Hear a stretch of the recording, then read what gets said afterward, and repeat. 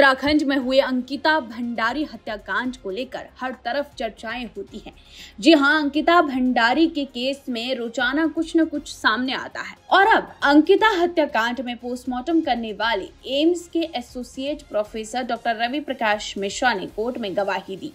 अपर जिला एवं सत्र न्यायाधीश कोटद्वार की अदालत में चल रहे ट्रायल के दौरान उन्होंने कोर्ट को बताया कि पोस्टमार्टम रिपोर्ट 4 डॉक्टरों के पैनल ने तैयार की थी। इस दौरान एसआईटी ने उनसे कई सवाल भी पूछे। एक सवाल के जवाब में डॉक्टर ने बताया कि मृतका के शरीर पर आई चोटें एक्सीडेंटल नहीं थी। सारी चोटें घटना से पहले घटना स्थल पर झगड़ा होने या फिर मारपीट के कारण आई होगी। वहीं डॉक्टर रवि प्रकाश मिश्रा ने कोर्ट में बताया कि पोस्टमार्टम के दौरान अंकिता के शरीर पर जबरन संबंध बनाने के साक्ष्य तो नहीं मिले हैं, लेकिन इसकी आशंका से भी इनकार नहीं किया जा सकता है। डॉक्टर की राय में अंकिता की मौत पोस्टमार्टम करने के 4 से 6 दिन पहले हुई थी। शरीर पर मिली चोटें ताजा थी और अंकिता के एक्सरे के दौरान शरीर की कोई भी हड्डी टूटी हुई नहीं पाई गई। शरीर के परीक्षण में 5 जगह पर चोट के निशान थे और बचाव पक्ष के अधिवक्ता अमित सजवाण और अनुज पुडीर ने भी गवाह से कई सवाल किए थे। आपको बता दें, विशेष लोक अभियोजन बदलने के बाद ये पहली गवाही हुई है कोर्ट में। अगली सुनवाई अब इस मामले में 4 अगस्त को होगी। आपको बता दें, उत्तराखंड के ऋषिकेश के पास वनांतरा रिजॉर्ट में अंकिता भंडारी, जो कि 19 साल की थी, रिसेप्शनिस्ट के तौर पर वहां पर काम करती थी, जिसके बाद रिजॉर्ट के मालिक और पुलकित आर्या और उसके 2 साथियों ने कथित तौर पर अंकिता की हत्या कर दी थी। अंकिता को चीला नहर में धकेल दिया गया था, जिसके बाद वहां से उसका शव बरामद हुआ था।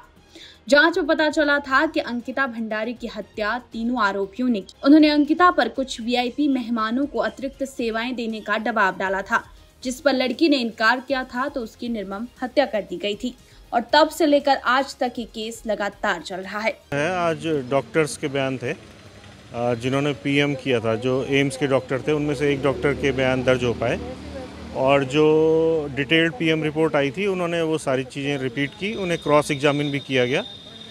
विरोधी पक्ष के जो अधिवक्ता थे उन्होंने उन्हें क्रॉस भी किया कि एंटीमॉर्टम इंजरी भी थी उसमें, कि मौत से पहले उसके साथ संभवतः मारपीट, धक्का मुक्की, इस तरह की कुछ चीज़ें की गई और बाद में उसको फोर्सफुली धक्का दे दिया गया। जो मुंडेर थी वहाँ पे नहर के किनारे, वहाँ पे अभियुक्तों द्वारा जो है उसे धक्का दिया गया, जिसकी उसकी मृत्यु हुई। मैं चिट्ठी तो हमने जल्दबाजी में लिखा कि भाई पुलकित आर्या वहाँ अपनी बेल की अर्जी लगाया और हमें पता नहीं है।